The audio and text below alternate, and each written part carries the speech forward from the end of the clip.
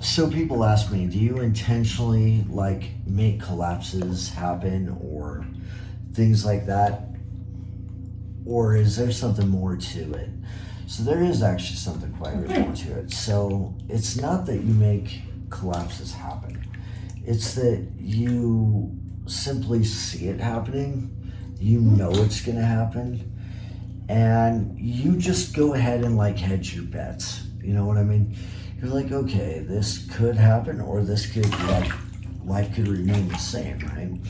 So it's like in Wall Street, they talk about hedging, right? Like, oh, hey, I buy this stock, but then like the super like risky thing, you know, maybe about into something that's more risky or an option or something, but then like I'm gonna back it up with stock or treasuries or something, you know, that like can make that solid. This is not a financial education class, by the way. So anyways, like what you kind of see that, right? You see hedges bet is the best way to explain it.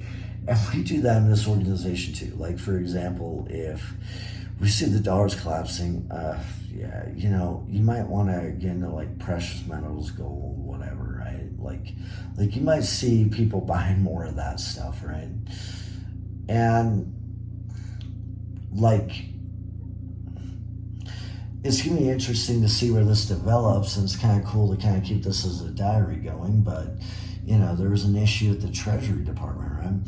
And Treasury has a thing where they like just don't want any transparency. That's like, I could almost get that, right?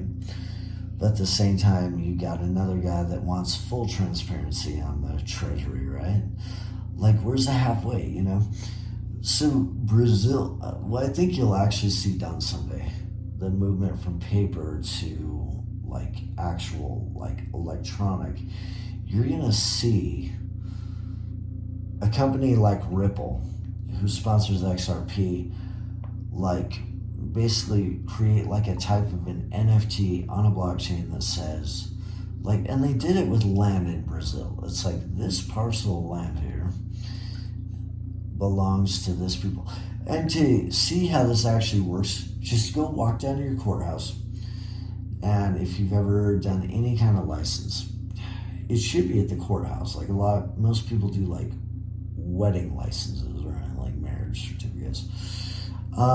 Birth certificates also too, you know, you can always pull a copy of that. Your registrar at like a university or college, you can pull your transcript, right? So think of it in terms like that.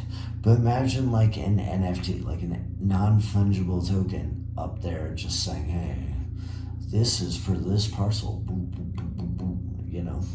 Because you'll see that too. You'll see the reason why like parcels and real estate transactions are recorded in the newspaper is because that's what's going into the county clerk's office.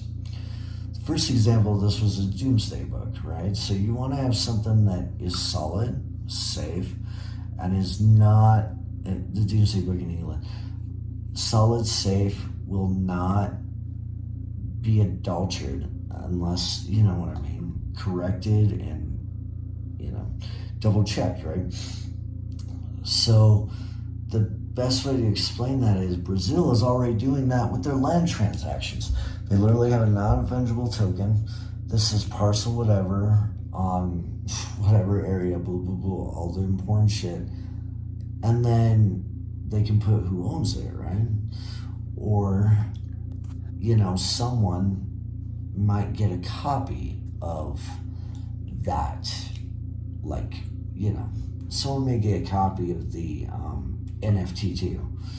I'd have to see exactly how it's structured, but you'd want to see something like that, right? For like a transfer. I don't know what all Ripple can do on the thing, but all I know is that Ripple is literally the best ones at doing it, and they have like a relationship with a lot of bankers. They have a relationship with the IMF, and we know they're definitely going to be doing cross-border payments at some point in time. Either, no matter if people want that to happen or don't, you're gonna see like just it being able to value, say a currency here, a currency pair in the US and a currency pair in, like, say, Jamaica, or like a currency pair with the Canadian loonie or whatever the hell. There's so many of these stupid currencies out there, right? And just send money from, like, say, the US to Canada real quick without going through the SWIFT system. It's like a dinosaur thing. You can fly from here in Europe with a briefcase and do it faster without things like PayPal, believe it or not. And anyways, you basically buy however much you want to send. Say if you're in New York, and then you have that much amount of XRP, and then you immediately slingshot it over to someone in Calgary, Canada. So like New York, Calgary, Canada. That's two opposite ends of the friggin' continent, and it's instant, it's cheap, and Ripple does it the cheapest. And so that's kind of hedging your bets, essentially, is how that's gonna go.